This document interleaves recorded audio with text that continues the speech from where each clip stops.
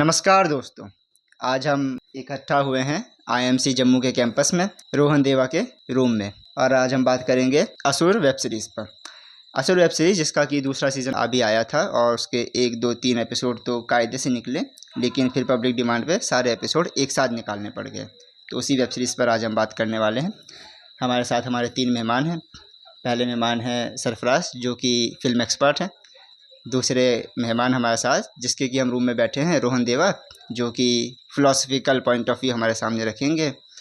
और तीसरे हमारे मेहमान हैं कृष्ण गोपाल जो कि एक दर्शक के नज़रिए से हमारी मदद करेंगे समझने में। तो चलिए शुरू करते हैं। तो असुर सीरीज़ जिसको क्रिएट किया है गौरव शुक्ला और विभव सिकदर ने और डायरेक्ट किया है उन्नी सेन ने। पहला सवाल रोहन आपसे पूछना चाहूँगा कि जब हम असुर सीरीज़ देखते हैं तो हमें लगता है कि कुछ एक नया कॉन्सेप्ट हमारे सामने आ गया, ना इससे पहले कभी देखा ना सुना जैसा कुछ। लेकिन हम गौर करें तो वो वही डिबेट है जो पिछले कुछ समय से सिनेमा में चल रही थी, फ्रीडम वर्सेस सिक्योरिटी। एक तरफ फ्रीडम, एक तरफ सिक्योरिटी। उदाहरण दे दूँ तो मार्वल एवेंजर्स में थैनोस भी यही करना चाहते थे कि मल्टीवर्स को ख़त्म करो, नए सिरे से शुरू करो। यहाँ पर शुभ यही करना चाहते हैं कि दुनिया ख़त्म करो, नए सिरे से शुरू करो। तो इस सीरीज़ में ऐसा क्या था कि हमें एकदम से नयापन नज़र आने लग गया इसमें? देखिए, सबसे पहले तो मैं यही कहना चाहूँगा कि आप बिल्कुल सही बात कह रहे हैं कि दूर से देखने में ऐसा लगता है कि इसमें नयापन है, लेकिन ओवरऑल बात वही है कि अच्छाई बुराई और नई दुनिया शुरू करना। और इसमें नया ये है कि हम सब जब भी फिल्मों की बात होती है इंडिया बॉलीवुड के पॉइंट ऑफ व्यू से, तो हम लोग हमेशा ये कहते हैं ना कि जो हमारा अपना कल्चर है, हमारे पास इतनी कहानियाँ ना, हम उनको रिप्रेजेंट नहीं कर पा रहे। तो इसमें ये दिखा कल्कि को किस तरह इन्होंने एआई से कनेक्ट किया, बिल्कुल एकदम से, बिल्कुल आपको पास्ट में ले गए। कहाँ पे? वैदिक काल और वो उपनिषद काल, वहाँ से कनेक्ट किया और बिल्कुल फ्यूचर से कनेक्ट कर दिया। उन्होंने पास्ट और फ्यूचर को कनेक्ट करके प्रेजेंट में दिखाया। तो ये नयापन है और मुझे लगता है ये अच्छी चीज़ है जो ट्रेंड होनी चाहिए। मतलब हमारी जो संस्कृति है उससे हमने कनेक्ट ज़्यादा अच्छे से कर पाए, इसलिए हमें नयापन देखने को मिला जो कि पहले नहीं होता था। गए वो ज़माने जब सिनेमा नायकों और हीरोज़ के सहारे चलता था। धीरे धीरे समझ आता गया निर्माताओं और दर्शकों दोनों को कि अच्छे विलन के बिना सिनेमा अधूरा है। यदि आपका विलन आपको सोचने पर मजबूर नहीं कर देता तो आपका विलन अच्छा नहीं है, और विलन अच्छा नहीं है तो सिनेमा अच्छा नहीं है। तब मैं पूछना चाहूँगा सरफराज से कि इस नज़रिए से देखा जाए तो असुर कहाँ तक खरी उतरती है, और पर्सनली स्पीकिंग आपको शुभ ने कहाँ तक सोचने पर मजबूर किया? जी अभी पिछले कुछ समय से ये ट्रेंड में है कि विलन को हीरो की तरह बनाकर पेश किया जाता है और जिसका बहुत फ़ायदा मिलता है। लेकिन हम बहुत पीछे जाएंगे जब भारतीय संदर्भ में बात करेंगे तो एक फ़िल्म शाहरुख खान ने की थी सबसे पहली, जो जिसके वजह से लोग शायद हीरो से ज़्यादा विलन बनने में दिलचस्पी दिखाई। डर फिल्म में शाहरुख खान ने जो किरदार निभाया, उससे शाहरुख खान इंडस्ट्री में एस्टेब्लिश हो पाए शायद। तो वहाँ से भारतीय डायरेक्टर और क्रिएटर ने सोचना शुरू किया कि हम अगर किसी विलन को हीरो से बड़ा दिखा दें तो हम उससे भी अच्छा उदाहरण पेश कर सकते हैं। तो वो चलते चलते अब असुर तक पहुँचा है। उससे कुछ साल पहले हम जाएं तब हमें दिखता है सेक्रेड गेम्स, जिसमें जो नवाजुद्दीन सिद्दीकी का किरदार है वो विलन है, लेकिन सबसे ज़्यादा बात उसी पे हुई। मिर्ज़ापुर में जो कालीन भैया का किरदार था उसको भी बहुत ज़्यादा अप्रिसिएशन मिला। और असुर में मैं ये देख पा रहा हूँ कि इसमें जीत विलन की हुई है। हीरो तो हार जाता है, अब जिसको वो उसके काउंटर में खड़ा करता है उसको वो मारने को तैयार हो जाता है। मैं इसमें कुछ ऐड करना चाहूँगा। जैसा आपने अभी बात की, विलन के ऊपर ज़्यादा बात नहीं होती, लेकिन फिल्मों में विलन एक महत्वपूर्ण किरदार रहा है हमेशा से ही। चाहे आप शोले ले लें या मदर इंडिया का वो लाला, किस तरह से विलन हमारे समाज के आसपास ही हैं और उस तरह से इफ़ेक्ट करते हैं अच्छे लोगों को और बुरे लोगों को भी। बुरे लोगों को इस तरह से इफ़ेक्ट करते हैं कि वो उन जो बुरे लोग हैं उनमें पॉपुलर हो जाते हैं और उनके हीरो के रूप में वो समाज में स्थापित हो जाते हैं। तो मुझे लगता है कि ये जो विलन को अहमियत ना देने का जो कॉन्सेप्ट या जो आपने बात कही, मुझे लगता है ये ठीक नहीं है। जिस सीरीज और जिस फिल्म की मैं बात कर रहा हूँ उसमें विलन भले ही वो मर जाता है, हार जाता है, लेकिन वो हीरो से बड़ा है। उसका जो मैसेज है वो बहुत बड़ा है, वो हीरो से ऊपर जाता है। आप डर की बात करें, आप पूरे फिल्म डर पे आप जब भी बात करेंगे तो आप शाहरुख खान की बात करेंगे, आप इस पे बात करेंगे कि उसने हीरोइन को किस तरह से डराया, वो प्यार के बाद भी मतलब वो प्यार भी कर रहे हैं, उसे डरा भी रहे हैं, तो आप इस पे बात करेंगे ना, तो मैं वो कहना चाह रहा हूँ। मुझे लग रहा है कि गोपाल जी, ये सरफराज ये बात कहना चाहते हैं कि हीरो हमेशा रहा है, हीरो के बिना कोई कहानी बड़ी हो ही नहीं सकती, लेकिन वो ये कहना चाह रहे हैं कि कोई कहानी, कोई पिक्चर विलन की वजह से चली है। ये जो पिक्चर है ना, इस पिक्चर का मेन चीज़ ये ना कि हीरो बहुत अच्छा है, इस पिक्चर का और विलन बहुत अच्छा है। वो ये कहना चाह रहे हैं कि उसकी वजह से चली। शोले में उनका रोल बहुत अच्छा है, गब्बर पे बाद में बहुत बात हुई, लेकिन जब फिल्म आई थी तो वो आई थी जय वीरू की जोड़ी के लिए, वो आई थी उनके लिए। तो ये लेकिन हाँ, शायद मैं अपना सवाल ठीक से फ्रेम नहीं कर पाया। मेरा कहने का मतलब ये नहीं था कि हीरो की वजह से फिल्म चलती थी और विलन का फिल्म के चलने में कोई रोल नहीं होता था। मेरा मतलब था कि पहले ऐसे फिल्म नायक होते थे कि मतलब जो हीरो होते थे वो सफ़ेद और विलन काले, मतलब ब्लैक एंड वाइट चलता था। अब के विलन जो आ रहे हैं वो ग्रे आ रहे हैं। ठीक, अब आप उन्हें पहले सिरे से नकार नहीं सकते कि ये जो कर रहा है गलती कर रहा है। आपको सोचना पड़ता है कि कहीं ये सही तो नहीं कह रहा है, कि क्या इसका पर्सपेक्टिव सही तो नहीं है। आपको सोचना पड़ रहा है, इस तरह के विलन को अब तवज्जो दी जा रही है। मेरा मतलब ये देखिए था। यहाँ पे विलन बहुत पावरफुल है, सशक्त है, ये मानने वाली बात है। लेकिन यहाँ पे जो आप बात कह रहे हैं कि कहीं विलन का पॉइंट ऑफ व्यू सही तो नहीं है, कम से कम असुर की जो वेब सीरीज है, इसके हिसाब से तो मैं देख रहा हूँ कि पहले सीजन के पहले एपिसोड से थोड़ा थोड़ा लगता है कि यार इसके साथ गलत हो रहा है। और जो आगे ये सीरियल किलर बन रहा है, ऐसा लगता है कि ये सीरियल किलर है, अपने पिता की वजह से ये सीरियल किलर बन गया है। लेकिन बाद में जब उसकी पूरी फिलॉसफी समझ में आती है, तब समझ में आता है कि नहीं, ये गलत है और ये जो कर रहा है ये गलत है। इसलिए मुझे नहीं लगता कि ये ग्रे है, ये अभी भी एकदम ब्लैक और एकदम वाइट है। जी, तो मुझे लगता है कि अगले सवाल में पढ़ते हैं और अगला सवाल गोपाल भाई से ही है। तो अगला सवाल ये कि जब हम अक्सर कहते सुनते हैं कि भारत की अपनी संस्कृति बहुत ही बेहतरीन है, अच्छी अच्छी कहानियाँ हैं, है ना, माइथोलॉजीज़ में उन पर काम नहीं हो पा रहा है। जैसे अयान मुखर्जी ने एक कोशिश करी ब्रह्मास्त्र बना के, लेकिन अब वो कितनी सफल रही कितनी नहीं सफल रही अभी यहाँ पर तो उसकी चर्चा करने का स्कोप नहीं है। लेकिन मैं असुर के बारे में पूछना चाहूँगा, क्या असुर को भी उसी दिशा में एक माना जाए प्रयास, और अगर प्रयास है तो कितना सफल रहा? क्या नई दिशा देने में कामयाब रही असुर इस इन प्रयासों को या नहीं? देखिए, मैं असुर को ब्रह्मास्त्र से बेहतर कहूँगा, क्योंकि जिस तरीके से उन्होंने पुराने जो हमारे कॉन्सेप्ट्स हैं, जो पौराणिक कथाएँ हैं, उसको आज के समय से एआई से जोड़ा है, वो बहुत बेहतरीन ढंग से जोड़ा है। ब्रह्मास्त्र की हम बात करें तो उसमें अजीब-अजीब तरीके के अस्त्रों का प्रयोग तो देखिए हमारे यहाँ पे कई तरीके के अस्त्र, महाभारत जो पुराना सीरियल था या रामायण था, उसमें तरह-तरह के अस्त्र और बाण और हथियारों की ज़िक्र किया जाता है। लेकिन जो उन्होंने ब्रह्मास्त्र में जिस तरीके से उनका नाम दिया या जिस तरीके से उसका कॉन्सेप्ट लेके आए, वो बहुत थोड़ा-सा अधकच्चा और अधपका लग रहा था। लेकिन यहाँ पर असुर ने कहाँ पर कल्कि का अवतार है, कल्कि से हमको क्या लेना है और एआई से हमको क्या लेना है, किस तरीके से कनेक्ट करना है, वो एकदम कट टू कट था। इसमें मैं एक चीज़ ऐड करना चाहूँगा कि कल्कि के जो डायरेक्टर हैं और जो ब्रह्मास्त्र के डायरेक्टर हैं, इन दोनों में एक फ़र्क देखा जा सकता है कि उन्होंने जो ना हमारी पौराणिक कथाओं से वो उठाए अस्त्र जो बच्चों को अच्छे लगते हैं, ठीक है।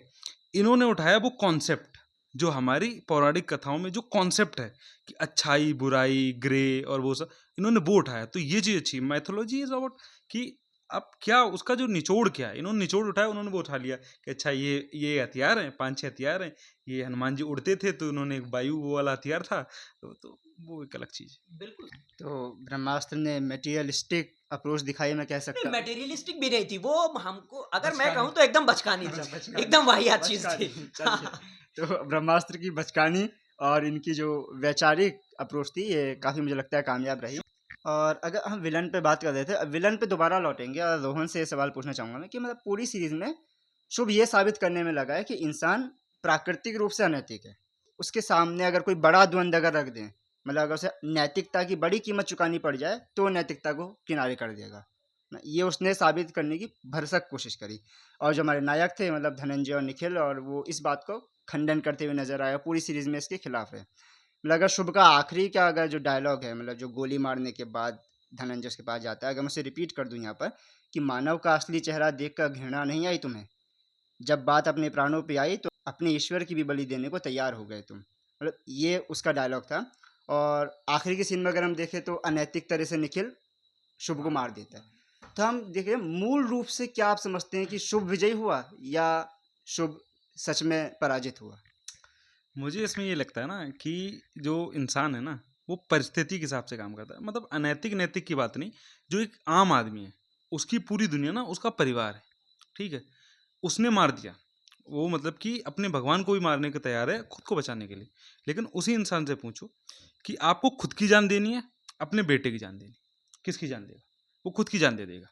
वही इंसान जो आपको वहाँ स्वार्थी लग रहा है कि वो भगवान को भी मारे दे रहा, सबको पूरी दुनिया खत्म करे दे रहा अपने को बचाने के लिए, जो अपने और अपने प्रिय को बचाने में बात आएगी ना, तो अपने प्रिय को बचाएगा, अपने को जाने देगा।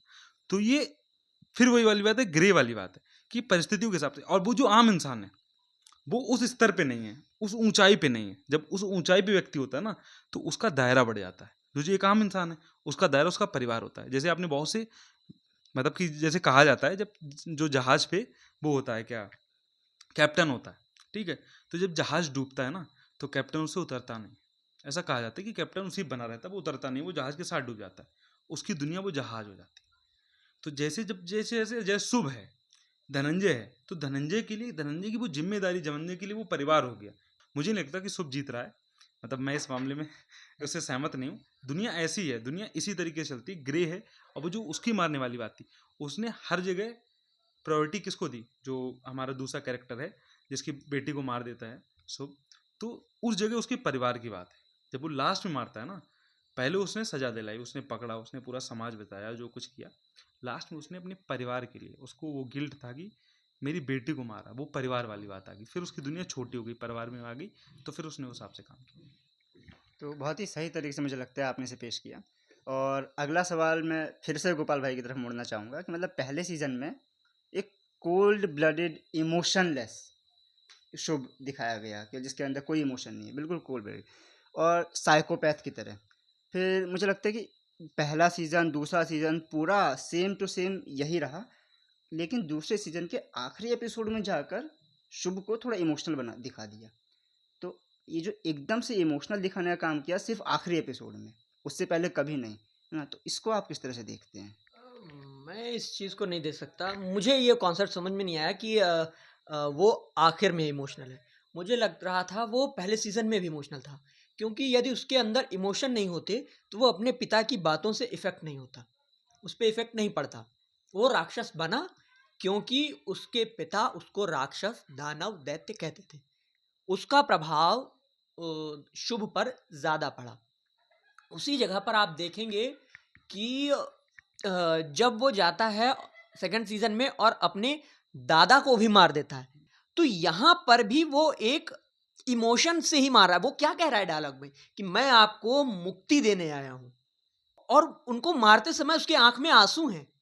तो हम ये नहीं कह सकते कि वो एकदम से इमोशनल लेस है और शुरुआत से इमोशनल नहीं, उसके अंदर इमोशन थे और इमोशन की वजह से ही वो दानव बना। इस तरीके को उसके अंदर भाव आए कि दानव है, क्या है दानव, उसके अंदर से इच्छा हुई कि मैं दानवों को, असुरों को पढ़ूं कि क्या है ये कॉन्सेप्ट, ये शक्तियां क्या है। उसने तो दानवों का दर्द भी समझ लिया। वो हाँ, तो कितना अरे, इमोशनल अरे, है। ये तो बहुत बड़ी बात कर दी एकदम। उन्होंने तो बिल्कुल असुरों का- बिल्कुल बिल्कुल। असुरों का भी असुरों का भी दर्द समझ लिया और उन्हीं की टीम में हो लिए। हाँ, तो काफी इंपॉर्टेंट पॉइंट। और पहले सीजन में हमने देखा कि सीरियल किलिंग से शुरू हुआ और हिंदू माइथोलॉजी के इर्द गिर्द घूमती रही, और दूसरे सीजन में आके अचानक से हमने देखा कि कंप्यूटर एल्गोरिथम्स बिल्कुल सीन में एंटर हो गए, है ना? वो ह्यूमन बिहेवियर्स को स्टडी कर रहा है, प्रेडिक्ट कर रहे हैं अपने काम करने के लिए। US based social media giant से डेटा चुरा रहे हैं, ले रहे हैं इस काम के लिए। तो ये जो एकदम से कंप्यूटर और डेटा, बिग डेटा वाले जो कॉन्सेप्ट्स हैं एकदम से आए, तो क्या लगता है सरफराज आपको कि ये सब दिखाने के लिए, मतलब ये सब जो चीज़ें हैं इसको थोड़ा और समय मिलना चाहिए था, थोड़ा एक्सप्लेन करने के लिए इन लेमैन टर्म्स, मतलब एक आम इंसान की नज़र से देखें जिसको इस बारे में ज़्यादा नॉलेज नहीं है, क्या उसको थोड़ा और समय मिलना चाहिए था ग्रैस्प करने के लिए, और थोड़ा जल्दी निकल गई चीज़ें? मुझे नहीं लगता, क्योंकि कोई भी वेब सीरीज़ और फिल्म बनाई जाती है तो उसका एक टारगेट ऑडियंस डिसाइड पहले किया जाता है कि who is the target audience. तो उसके हिसाब से अगर देखें तो वो यंग जनरेशन के ऊपर टारगेट बेस्ड थी ये सीरीज़। तो और आज की यंग जनरेशन को सब कुछ पता है कि व्हाट इज़ एआई और उसके पीछे क्या एल्गोरिदम चलते हैं। पूरी बात नहीं पता हो लेकिन बहुत कुछ पता है, सब लोग आजकल सोशल मीडिया का उपयोग करते हैं, खबरें पढ़ते हैं, यूट्यूब वगैरह पे चलती रहती हैं चीज़ें कि वहाँ हैक हो गया, वहाँ हैक हो गया, उसे हैक कर सकते हैं, फेसबुक हैक हो गया, गूगल हैक हो गया। तो ये सारी चीज़ें मुझे नहीं लगता कि उसको एस्टेब्लिश करने के लिए और समय मिलना चाहिए था, बिल्कुल दिखाया गया है। हालांकि मैं सहमत नहीं हूँ जितना उसमें दिखाया गया उन चीज़ों से, वो एआई का बहुत ज़्यादा उपयोग और जो हैकिंग वैकिंग के जो तरीके उसमें है, उससे बिल्कुल मैं सहमत नहीं हूँ। लेकिन जो उसमें दिखाया गया उसके लिए एस्टेब्लिश करने के लिए समय की जो आप बात कह रहे हैं, उससे मैं सहमत नहीं हूँ। बिल्कुल ठीक है, ओके है, वो कर सकते हैं, वो उन्होंने किया है। अच्छा, तो अच्छा, अगर हम विलन की बात करें, मतलब शुभ की बात करें, तो ये कह रहा था कि जो सही और गलत के जिन पैमानों पर ये समाज बना है, वो सब पैमाने गलत हैं, अंदर से खोखले हैं, इंसान की प्राकृतिक प्रवृत्ति के खिलाफ हैं। तो ये समाज इस तरह से चल ही नहीं सकता, हम अपने आप को धोखा दे रहे हैं, है ना? तो अब हमारे बीच फिलोसफर प्रवृत्ति के रोहन बैठे हैं, तो मुझे लगता है फ़ायदा उठा लेना चाहिए और पूछ लेना चाहिए कि इस मुद्दे पर उन्हें क्या लगता है, क्या सच में इंसान की, क्या समाज गलत तरीके से चल रहा है, क्या ये एक, क्या कहते हैं उसे, कि टेम्पररी व्यवस्था बनी हुई है? देखो, ऐसा है कि जैसे हम कहते हैं कि आदमी अगर थ्योरी मान लें अभी फ़िलहाल के लिए, कि डार्विन की थ्योरी, कि हम सब जानवर से इंसान बने हैं, ठीक है? वहीं से मतलब जानवर ही हैं एक तरीके से, और थोड़ी बुद्धि आ गई हमारे पास ज़्यादा, मतलब थोड़ी ज़्यादा बुद्धि आ गई, तो उस चक्कर में थोड़ी चीज़ें, अब जब थोड़ी बुद्धि आ गई, इसमें कई कॉन्सेप्ट, मतलब कि दो मेन जो कॉन्सेप्ट चलते हैं, वो एक तो मूलतः ये चलता है कि हम मूलतः जानवर ही हैं, हमारी मूल स्वभाव वही है, और मुझे भी कहीं ना कहीं लगता है मूल नीड जो हमारी है ना, वो वही है, मतलब कितनी तरक्की कर गए, वो सब लग्जरी के लिए तरक्की करें, मूल मूल नीड वही है। लेकिन जो शुभ की बात है, जो शुभ वहाँ पे कहना चाह रहा है कि जो हमारी जो कॉन्सेप्ट्स हैं वो सारे खराब हैं। मुझे नहीं लगता कि कॉन्सेप्ट उसमें ख़राब हैं, हम क्योंकि ग्रो कर रहे हैं, हम सीख रहे हैं, इंसान आज भी सीख ही रहा है, गलतियां कर रहा है, सीख रहा है, अपनी व्यवस्थाएं बदल रहा है, कंटिन्यू में व्यवस्थाएं बदल रही हैं, और उसमें शुभ की बात से इसलिए भी सहमत नहीं हूँ, कोई और कहता तो मैं सहमत होता, क्योंकि शुभ जो है ना, शुभ कह रहा है मैं नई व्यवस्था बनाऊंगा, ठीक है, लेकिन उस नई व्यवस्था के लिए कह रहे ये सब खोखला है, वो हर जगह धोखे ही कर रहा है, उसे अपने धोखे से, अगर दूसरे में देखे ना, तो उसने पता चलेगा जो प्रोफेसर से मिलने के लिए, आपने एक सीन शायद नोटिस किया होगा कि उसका जो असिस्टेंट होता है वो मार देता है उसको, असिस्टेंट को मार देते हैं, और उस जगह शुभ को प्लांट किया जाता है। तो वो भी ना बहुत गलत तरीकों से, वो ऐसा तो है नहीं एकदम से ला के, वो तो बिल्कुल थैनोस वाला मामला हो गया ना, कि वो बैलेंस करना चाह रहा है दुनिया के, अच्छा लेकिन कैसे मार के सबको, तो उसका जो तरीका है ना वो गलत है। तो विचार से ज़्यादा ना तरीके की बात होती है कि क्या तरीका है। सिर्फ मैं असिस्टेंट कोई इसमें नहीं। मैं इसमें ये एक पॉइंट ऐड करना चाहूंगा कि शुभ तो गलत ही है, वो तो कह रहा है, वो तो कह रहा है कि आप लोग ढोंग कर रहे हो गलत करने का, लेकिन मैं छाती ठोक के गलत हूँ और गलत के दम पे दुनिया को सही कर दूंगा। वो तो यहाँ पे उतारू है। अच्छा, तो ये असिस्टेंट को मार दिया था, प्लांट किया था, फिर तो मुझे लगता है उन्होंने तो अपने प्रोफेसर को भी मार दिया था। अच्छा, प्रोफेसर को वैसे भी मारना करना गलत हो गया, मतलब अशुभ की भाषा में गए तो मुक्ति दी थी। तो वो तो भलाई कर नहीं, देते। वहां पर तो उसने मारा था कि क्योंकि वो उसके मिशन, वो मुक्ति देने वाला कॉन्सेप्ट, वहां पे वो कह रहा था एक काम में आप बाधा बन रहे हैं, बाधा बन रहे हैं, जैसे वो थ्रेट उसमें डिसाइड करता था, वो क्यों मार रहा था कि प्लान में कौन सा बंदा गड़बड़ कर सकता है, उस हिसाब से मार रहा था, ना कि कोई अच्छा, उसका कॉन्सेप्ट था कि यार ये इसको मारेंगे उसको मारेंगे। मतलब यहाँ भी ढोंग कर रहा है। ढोंग मतलब वो ये मान रहा है, जब वो चुन रहा है तो ये मान रहा है कि ये लोग जो हैं, ये लोग नहीं, मतलब कि हमारा जो कॉन्सेप्ट है ना, दुनिया सारी खराब है, तो सारी खराब नहीं है, जिनको जितनों को मारा है वहां पर उसको लग रहा है कि ये लोग हमारे काम में गड़बड़ करते हैं, मतलब ये लोग तो अच्छे हैं। हाँ, तो वो खुद ही मान रहा है कि नहीं, बुराई तो सारी ये नहीं मेरे है, प्लान को जो है ना गड़बड़ कर सकते कुछ हैं, अच्छे तो लोग ये हैं। जो जहां से सबसे ज्यादा थ्रेट जिस पर से वहां से हटाओ। अच्छा, तो ये अब हम बात कर लेते हैं कि शो का जो अंत हुआ है ना, तो शो के अंत में जो शुभ होता है वो कहानी सुनाता है निखिल को, और अगर वह कहानी सुनाते हैं कि धर्मराज और कली के बीच में जब युद्ध हुआ तो धर्मराज जीते, और धर्मराज विजय से संतुष्ट नहीं हुए, उन्होंने कली के पूरे परिवार की हत्या कर दी ताकि कली वंश जो पूरा का पूरा है वही समाप्त हो जाए ना। लेकिन फिर वो कहते हैं, मतलब शुभ कहता है कि कली तब तक इस शरीर को छोड़ के दूसरे शरीर में प्रवेश कर चुका था, और अब उसने संकल्प लिया कि मैं कभी भी एक शरीर में नहीं रहूंगा, वो आता रहेगा शरीर बदल बदल के। तो मेरा सवाल ये है सरफराज से कि इन शब्दों को आप कैसे देखते हैं? क्या शो को अंत करने का एक आकर्षक तरीका था, मतलब सिर्फ इतना ही है, या इसमें आपको शो के आने वाले सीक्वल्स की बू आ रही है? जी, मुझे आने वाले सीक्वल्स की बू ही आ रही है, क्योंकि जिस तरीके से शो का अंत हुआ है, क्लियरली वो कह रहा है कि कली का अंत हो रहा है, लेकिन कली दूसरे शरीर में प्रवेश कर चुका है। जिस तरीके से उस एक लड़की को दिखाया जाता है जब वो धनंजय उसकी तलाश में निकलता है, उसके हिस्ट्री की तलाश में, शुभ की हिस्ट्री की तलाश में, तब वो एक चित्रकार लड़की से मिलता है जो अंधी होती है। और फिर जब आखिरी सीन, एकदम आखिरी सीन में जब धनंजय वहाँ देखने जाता है तो उसे बहुत सारी पेंटिंग्स दिखाई देती है, असुर के अलग अलग रूप दिखते हैं। और फिर वो मुड़ता है और कुछ अचंभित होकर मुड़ता है और फिर वो पैकअप हो जाता है, शो ख़त्म हो जाती है। तो यहाँ से देख के बिल्कुल लग रहा है कि आने वाले इसके अगले सीज़न भी आ सकते हैं। अब आने वाले 1 भी सीज़न हो सकते हैं, 2 भी हो सकते हैं। और ऐसा तो ट्रेंड भी चल रहा है। अब पहले तो शायद हॉलीवुड में होता था, लेकिन अब तो बॉलीवुड में होने लगे हैं कि सभी सीरीज़ के 2 सीज़न, 3 सीज़न, 4 सीज़न लोग बना रहे हैं। तो मुझे बिल्कुल लग रहा है कि शायद सीज़न आएगा ही। अब मैं इसमें ये भी जोड़ना चाहूँगा ना कि जो विलेन बनाया गया ना कली, अब कली जैसा कॉन्सेप्ट अगर मतलब 2 सीजन मतलब ऐसे थोड़ा ना गोली से तो मार दोगे यार, मतलब इतना बड़ा कॉन्सेप्ट है, कली है, ठीक है, तो उसको तो थोड़ा बढ़ाना चाहिए। मतलब मुझे लगता है और भी कहानी किससे इसमें ऐड करनी चाहिए, मैथोलॉजी को ऐड करना चाहिए। और हाँ, हमको भी शायद है थोड़ा बहुत मतलब ईश्वर की बात अलग है, 2 तरीके के ईश्वर है ना हमारे, एक तो ब्रह्मा विष्णु महेश, एक देवता और राक्षस। तो उनकी कहानियों पे हमको भी थोड़ा करना चाहिए कि हाँ, मतलब उसको देख के कभी कभी तो मुझे भी लगता है थोड़ा बहुत तो गलत हुआ राक्षस के साथ, वो जो अमृत वाली कहानी है ना, कि वहां पे तो इन्हें गड़बड़ किया। इसके लिए इस आपने कॉन्सेप्ट आपने बोला कि किससे कहानी और ऐड करनी चाहिए, मुझे लगता है इससे पहले गोपाल भाई को ऐड करेंगे। वो ऐड करेंगे। गोपाल भाई ऐड कर रहे हैं। हम ऐड ये कर रहे हैं कि जो आपने बात कही, ये जो असुरों और देवताओं को समझने के लिए, इसके लिए डीडी नेशनल पे उनकी पहले एक सीरीज चलती थी, अभी भी यूट्यूब पर मौजूद है, उपनिषद गंगा।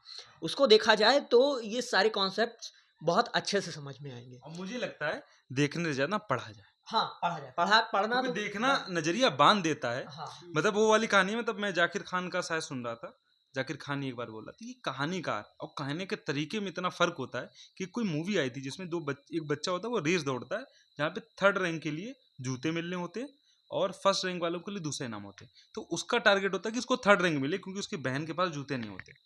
तो जो जूता खो जाता है ना, तो जब आप वो मूवी देखोगे ना, मतलब ये मेरा अपना एग्जांपल नहीं है, जाकिर खान ने बताया था, तो मैं बता रहा हूँ, हालांकि मूवी मैंने देखी, तो जूता खो जाने पे लोग रोते हैं। मतलब जो भी मूवी देखेगा ना, वो इतना मार्मिक सीन रहेगा, जूता खो जाने से रो रहा है। और वहीं आप थैनो मतलब एवेंजर जैसी मूवी देखते हैं ना, जहाँ पे सैकड़ों हजारों लोग मर रहे हैं, तुमको घंटा फर्क नहीं पड़ रहा। तो ये कहानी तो इसलिए मुझे लगता है कि फिल्में ना एक नजरिया देती हैं, लेकिन एक नजरिया बांध देती। तो अगर आपको समझना है कुछ तो पढ़िए। एक बात मैं और ऐड करना चाहूंगा इसमें।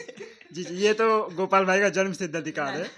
आज गोपाल भाई फॉर्म में है, आज वो बहुत कुछ ऐड कर रहे हैं। मैं ये ऐड करना चाहूंगा, अभी जो आपने पूरा अभी हाल ही में भास्कर में प्लेसमेंट जो हुआ है। जी जी, आप अभी जो आपने पूरा बिल्डअप किया सरफराज से क्वेश्चन पूछने से पहले कि कली आएगा किसी दूसरे फॉर्म में भी, लेकिन यहीं पे एक बात और भी आती है। यहीं पे मुझे याद आता है, गीता में कृष्ण कहते हैं कि यदा यदा हि धर्मस्य ग्लानिर्भवति भारत अभ्युत्थानम अधर्मस्य तदात्मानं सृजाम्यहम्। कली यदि आएगा तो उसको मारने के लिए कलिकाल भी जन्म लेंगे, उसको मारने के लिए एक शक्ति जरूर जन्म लेगी जो उससे बड़ी होगी। तो हमको ये मतलब जो अगर कॉन्सेप्ट पूरा देखा जाए कि कली को, या जो अभी बात कही गई कि वो जीत गया, तो जीत नहीं सकता। कभी भी बुराई पर अच्छाई की जीत हो नहीं सकती। प्रतीत होती आपने है शायद उल्टा बोल दिया, अच्छा बुराई पर अच्छाई की जीत, हाँ सॉरी, मैं अच्छाई पर बुराई की जीत नहीं हो सकती, प्रतीत हो सकती है, वो जीतता हुआ लग सकता है, लेकिन अंत में बुराई हारती है और अच्छाई जीत जाती है। क्योंकि अगर ऐसा नहीं होगा तो दुनिया सर्वाइव नहीं कर पाएगी। हमने पूरे शो में देखा कि ये जो शुभ था बार बार आके संस्कृत के श्लोक सुना के सबको ऐसे अचंभे में डाल देता था। धनंजय कहते थे मुझे श्लोक नहीं आते। मुझे लगता है अब गोपाल भाई ने जो श्लोक सुनाया है, अब लगता है कल्कि का अवतार यहीं से निकलने वाला है। और इसी के साथ हम ये जो हमारा पॉडकास्ट है ये अंत की तरफ आने को चला है। तो जैसा कि हमने देखा कि असुर सीरीज देखने के बाद जो हमें शुभ से लगा हुआ, और हमें थोड़ी देर के लिए हम थोड़े भ्रम में आ गए कि भटकने वाले थे, लेकिन इस पॉडकास्ट में रोहन, गोपाल और सरफराज ने मुझे ऐसा नहीं लगता कि शुभ से अटैचमेंट हुआ। अगर हम देवताओं और असुरों की बात करें तो दैत्य भी इतने क्रूर नहीं थे, वो अपने परिवार के सदस्यों को नहीं मारते। ये क्रूरतम की मतलब दैत्यता पराकाष्ठा। की, दैत्य भी हम इसको नहीं कह सकते। अच्छा। वो दैत्य भी नहीं है, असुर भी ऐसा नहीं करते जैसा शुभ ने किया। मुझे तो लगता है यहाँ पर शुभ की थोड़ी तारीफ हो गई, मतलब नहीं, जिस तारीफ नहीं हो गई। जिस प्रोफेशन में हो उस प्रोफेशन में अपने पूर्वजों को पछाड़ दिया। पछाड़ नहीं, यहाँ पे तो असुर को भी असुर भी गलत है, असुर भी ऐसा नहीं करते। हाँ, वही वो वही। एक अलग ही आदमी है। असुर जा- भी ना वो दैत्य है ना वो जा- असुर है। जाते जाते असुर वेब सीरीज की एक कमी मिल गई कि वो शायद असुर को, मतलब शुभ को, जो ग्रे वाली शेड में पोर्ट्रेट करना चाहते थे उसमें थोड़े कमजोर रह गए, क्योंकि जैसे गोपाल जी ने कहा उनको तो बिल्कुल ब्लैक एंड व्हाइट वाला मामला लगा, तो हाँ। उस पे काम कर सकते थे शायद, और ग्रे करते उसको, लोग सोचते। इसी एंडिंग नोट के साथ मैं समाप्त करना चाहता था, जबकि गोपाल जी ने अपने विचार रखने फिर से शुरू किए। मैं यही कहने वाला था कि जो शुभ की तरफ जाते हुए हमारा जो मेंटालिटी जा रही थी वो इस पॉडकास्ट के बाद ख़त्म हो गई, और हमें पता चल गया कि ग्रे जो पोर्ट्रे करने की कोशिश की गई थी वो मुझे लगता है कि उस हद तक सफल नहीं हो, या सफल हो ही नहीं पाई, नहीं उसमें नहीं, बिल्कुल सफल नहीं, बिल्कुल सफल नहीं हो पाई, है ना, वो ग्रे पोर्ट्रे नहीं हो पाया। एकदम cut to cut black and cut to cut white. तो इसी के साथ पॉडकास्ट का अंत होता है, और इसके बाद अगर कोई बेहतरीन वेब सीरीज और आए जिस पर हमें बात करने का मन किया तो फिर से बात होगी, और अलविदा, शुक्रिया, अलविदा नहीं, फिर मिलेंगे। फिर मिलेंगे इंशाल्लाह। इंशाल्लाह। इंशाल्लाह। इंशाल्लाह के बाद और भी कुछ कहते हैं ना ना, एक और शब्द होता है। नहीं, इंशाल्लाह ही होता है, ये एंडिंग है। अरे अब तो सरफराज की बात। नहीं, इंशाल्लाह के और एक शब्द होता है क्या? हाँ, वो आमीन होता है, आमीन सुम्मा आमीन। वो तो दुआओं के बाद पढ़ा जाता है। मतलब मैं ये भी दुआ मैं ये कहूंगा कि जैसा कि हमारे ये जो पॉडकास्ट के जो संचालक थे गोपाल ने कहा, अरे उमेश ने कहा कि अगर मन किया, मैं मन किए से ज्यादा पे इस पे जोर दूंगा कि अगर ऐसी कोई वेब सीरीज आई जिसने हमें मजबूर कर दिया कि बात करो, और जो हमारे श्रोता हैं वो भी हमें बता सकते हैं कि हम किस फिल्म को देखें और किस फिल्म पे बात करें। लेकिन यहाँ तक ये रोहन ने काम की बात कर दी कि श्रोता, ये वाले प्रोफेशनल बात कर दी। मुझे प्रोफेशनल बात कही, लेकिन मुझे यकीन है इस स्टेज तक हमारे श्रोता नहीं पहुंचेंगे, भले वो उसको स्किप करके आगे तक पहुंच गए तो अलग बात है, वहां तक हमारे श्रोता नहीं पहुंचेंगे। तो ये तो चैलेंज कर दिया श्रोताओं को, अब ये तो श्रोताओं की इज्जत पर आ गई है। अब इज्जत पे भी तभी आएगी जब अगर उन लोगों ने पूरा सुना होगा, कट करके आए होंगे तो फिर इज्जत तो वहीं लुट गई होगी। तो हम लोग इस पे नहा की बात कर रहे हैं। तो भाई खत्म करो चलो भाई।